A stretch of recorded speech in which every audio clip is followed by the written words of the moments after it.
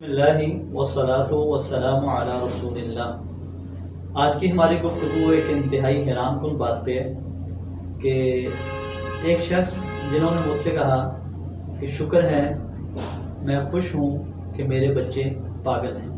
آپ بھی حیران ہو گئے، کوئی ایسا باپ بھی ہے جو اپنے بچوں کے پاگل ہونے پہ خوش ہوتا ہو؟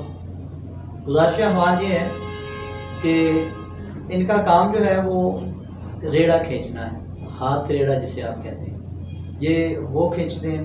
ان کے دو جوان بیٹے ہیں، وہ بھی یہی کام کرتے ہیں، اور ان کا معاملہ یہ بھی ہے کہ وہ کہتے ہیں کہ میرے بچے شام کو گھر آتے ہیں، جو کما کے لاتے ہیں میرے ہاتھ پہ رکھتے ہیں، میرے بچے مجھ سے لڑتے نہیں ہیں، میرے بچے مجھے جواب نہیں دیتے، میرے بچے میرے ساتھ بدتمیزی نہیں کرتے، میں اپنے بچوں کو جو کہتا ہوں وہ بخوشی بات سن لیتے ہیں۔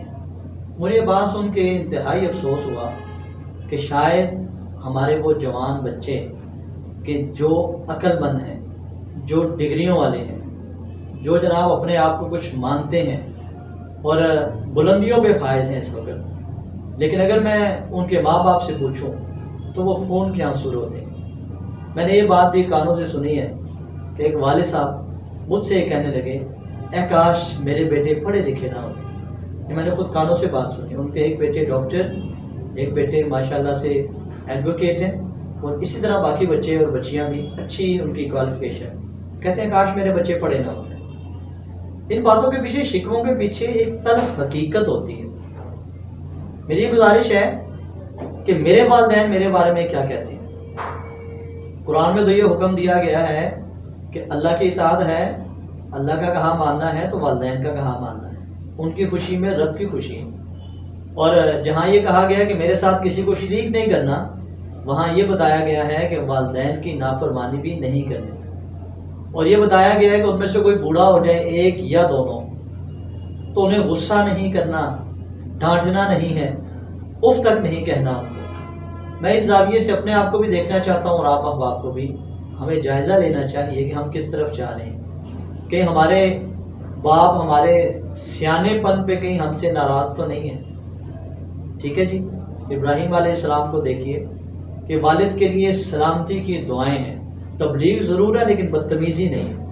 میں یہ بھی یہاں کہنا چاہتا ہوں کہ ہمیں اس بات کا بھی احساس ہونا چاہیے کہ بڑا ہی خوش نصیب ہے وہ شخص، بڑا ہی خوش نصیب ہے وہ شخص جو گھر سے نکلے تو اس کی ماں اور باپ کی دعائیں بنا اس کے کہے اس کے ساتھ ہوں۔ کہے بغیر جو دعا لی جاتی ہے اس کا بڑا ہی اثر ہوتا ہے جناب۔ اور میں یہ چاہوں گا کہ ہمیں اپنے والدین کی جو دعائیں ہیں وہ بنا کہے ملنی چاہیے۔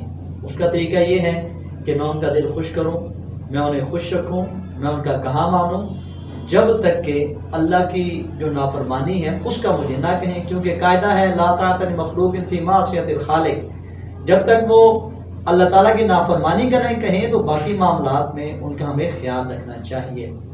نبی علیہ السلام کے پاس ایک جھگڑا آیا، اس شخص نے کہا کہ میرا باپ میرے بارے میں ایسی باتیں کرتا ہے کہ یہ مال میرا ہے۔ نبی علیہ السلام نے فرمایا انت و مالک لابیک، تو اور تیرا مال دونوں تیرے باپ کے ہیں، تو ہماری کیا حیثیت رہی پھر؟ سمجھے اس بات کو۔ اور شریعت اسلامیہ میں اس بات کو ذہن نشین کر لیجئے، اگر والد اپنے بیٹے کا قتل کر دے تو جواباً اسے قتل نہیں کیا جائے گا، جواباً اسے قتل نہیں کیا جائے گا۔ اور اگر باپ طلاق کا کہہ دے تو طلاق بھی دی گئی ہے۔ یہ بھی معاملات ہیں اس طرح کے۔